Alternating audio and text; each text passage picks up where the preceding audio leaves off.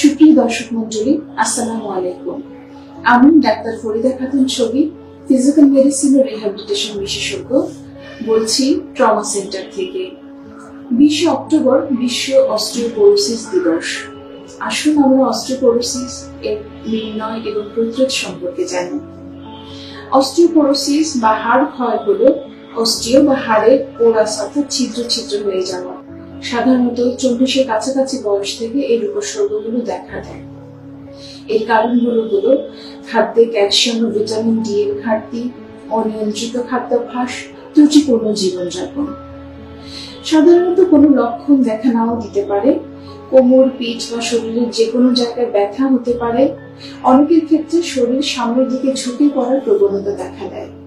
যেটি মারাত্মক সেটি হলো সামান্য আঘাতে অনেক সময় আঘাত ছাড়াই হাড়ের ভাঙন কিংবা ফাটল ধরা।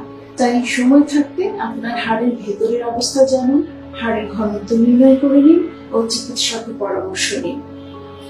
অস্টিওপোরোসিস বা হাড় ক্ষয় নামক এই নীরব ঘাতকের ক্ষেত্রে চিকিৎসাটাকে প্রতিরোধী উত্তম।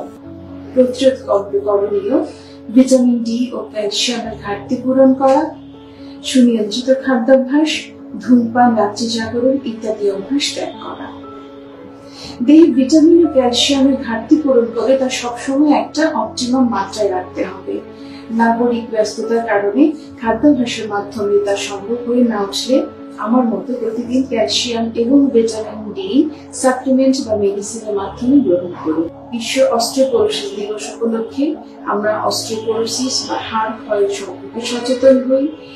সঠিক ব্যবস্থা গ্রহণের মাধ্যমে এই নীরব ঘাতককে ঠেকিয়ে দিই। ধন্যবাদ।